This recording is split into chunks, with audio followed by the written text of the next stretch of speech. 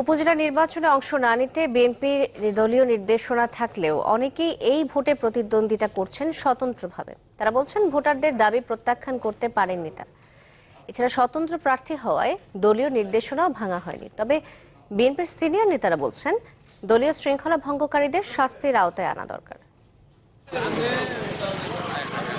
প্রথমবারের মতো দলীয় প্রতীকে উপজেলা নির্বাচন হলেও এতে অংশ নেয়নি বিএনপি। নির্বাচনী ব্যবস্থা ভেঙে গেছে দাবি করে স্থানীয় এই নির্বাচনে অংশ না নেওয়ার ঘোষণা দেয় দলটি। এ অবস্থায়ও বিভিন্ন স্থানে স্বতন্ত্র প্রার্থী হিসেবে নির্বাচন করছেন অনেক বিএনপি নেতা। তাদের দাবি, জনগণের চাওয়াকে এড়িয়ে যেতে পারেননি তারা। স্থানীয় জনসাধারণের সাথে আমার একটা ভালো সম্পর্ক এখনো আছে। জনগণের যে সার্বিক চাপ এখনো সর্বদলের বা বিভিন্ন অঞ্চল থেকে লোকজন এসে আমাকে তারা অনুরোধ করেছে, চাপ দিয়েছে যে অবশ্যই তাদের এই অসমাপ্ত কার্যক্রমগুলিকে সমাপ্ত করার জন্য। তৃণমূলের সকল স্তরের মানুষ তারা দাবি অনুযায়ী আমি উপজেলা পরিষদের নির্বাচনে আমরা এসেছি মানুষের ভালোবাসা, মানুষের কাছাকাছি থাকার জন্য। আমিও মানুষকে ছেড়ে কোথাও যেতে চাই না, মানুষও আমাকে ছেড়ে দিতে চায় না।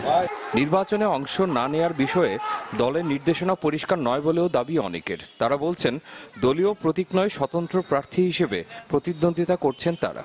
দলীয় নির্দেশ হচ্ছে যে আমরা দলগতভাবে নির্বাচনে অংশগ্রহণ করব না।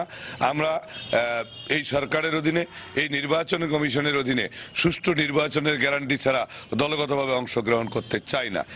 কিন্তু কেউ যদি স্বতন্ত্র হিসেবে অংশগ্রহণ করে কোনো ব্যক্তি, দলীয় ব্যক্তি হলেও, সেক্ষেত্রে দলের কোনো বাধা নিষেধ নেই। তবে দলের সিনিয়র নেতাদের মত, সব বিষয় ভেবে নির্বাচনে অংশ না নেয়ার সিদ্ধান্ত নিয়েছে দল। তাই সিদ্ধান্তের বাইরে যারা যাবে তাদের বিরুদ্ধে দলকে কঠোর হতেই হবে। উপজেলা নির্বাচন বর্জন করাটি সঠিক হয়েছে। এই সরকারের অধীনে আর নির্বাচনে অংশগ্রহণ করা অর্থহীন। দলীয়ভাবে যেহেতু ঘোষণা করা হয়েছে, ব্যবস্থা গ্রহণ করা হবে, আমার মনে হয় সেটিকে আমরা সমর্থন করি। উপজেলা নির্বাচনে অংশ না নেয়ার জন্য একাদশ জাতীয় নির্বাচনে সরকার ও কমিশনের ভূমিকাকেই দায়ী করেছেন তিনি। মহসিনুর রহমান বাদল, চ্যানেল 24, ঢাকা।